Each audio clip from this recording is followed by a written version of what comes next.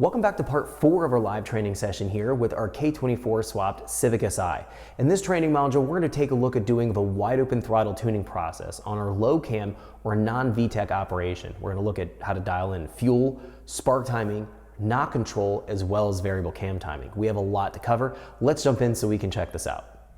Welcome back to our live training session here with our K24 swapped Civic SI. In the last tutorial, we worked on our part throttle. This tutorial, we're going to move into doing full throttle tuning on our low cam of operation, so non-VTEC.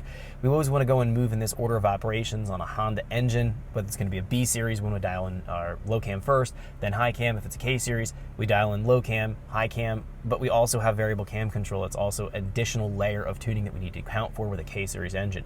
So let's jump in here and talk about a few things that we need to go and prep in order to get into doing our full throttle tuning here, and just kind of the order of operations we're going to move in and how I'm going to be dialing everything here for low cam. So the first things first, let's jump in here to our main VE table. This is going to be found in our fuel tuning tab. We've dialed everything in here in our normal vacuum range. So we know we've sorted through that in the last tutorial using our short-term trim and using the quick tune function to be able to dial things in. So that's pretty simple, pretty straightforward how to do that. Now, we're going to have our last 3 columns here to deal with. This is going to be our higher load full throttle situation that we're going to be in, so we need to go in and sort out these values. Now, first things first, if we're taking a look at our table values, these are going to be much lower than what we find here in our area here. So that's going to be telling me that at the very least, I need to have the similar or the same VE values in my columns 5, -3, and 0, at least, if not higher values. Because we're getting into high full throttle, we're letting more airflow into the engine. The VE value should get increased as we go up in manifold pressure, simply because we're having more airflow going to the engine. This represents the estimation of airflow.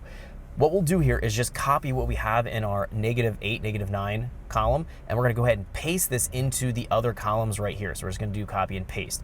Now, I'm not going to go in and change anything additional here. We're going to do a pull and see where we're at in terms of what the short term is showing us, that it trying to add or subtract to the values to allow us to populate and dial in our values here.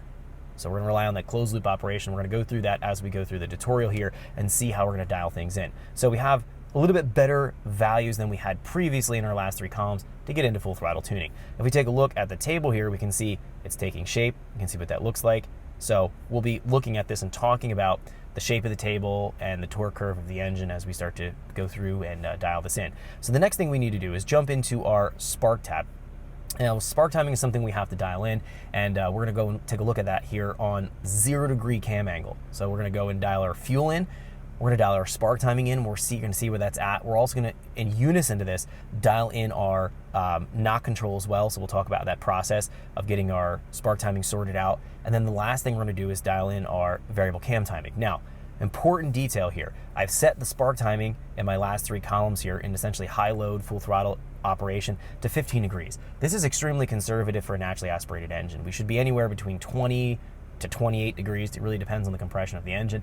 This being a high compression engine, we're probably going to be a little bit lower, 20 to 24 degrees on our low cam here. Switching to high cam, we do have our table here. This is going to be off, which is low cam, on, which is high cam. When we switch over to our high cam table, we will be able to run a little bit more spark timing compared to low cam. The engine's a little less knock sensitive when we get into VTEC or high cam of operation. But for right now, we have our spark timing set conservative. This does 2 different things. One, it allows us to tune out and dial in our main VE table here without worrying about knock or preignition. Second thing is it allows us to baseline the engine to figure out what the noise threshold is for our knock threshold table here. So it lets us figure out what this dB of the signal. So we're going to sort that out, and then we're going to put our threshold 10 to 20% higher than that measure amount coming out of the knock sensor. We know there's going to be any knock or preignition at this very low spark timing, so that we can rely on what this is showing in terms of the signal.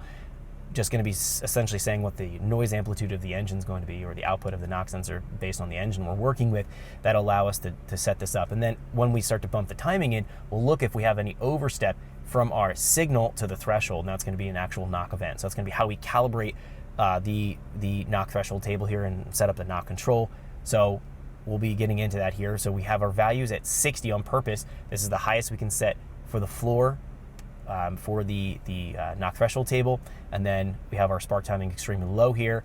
again on purpose so we can dial our fuel in first. So we're going to dial a fuel and airflow model first, then we'll dial our spark timing in conjunction with our knock control. Then lastly, we're going to come in here and we're going to take a look at... Thanks for checking out our teaser clip. If you want to see the rest of this video and more than 500 hours of current EFI training we have to offer, make sure you click right here. If you want to go and check out more teaser clips from this training course, click here, and you don't want to miss any of the videos we're going to be releasing on this channel, so make sure you subscribe and click here.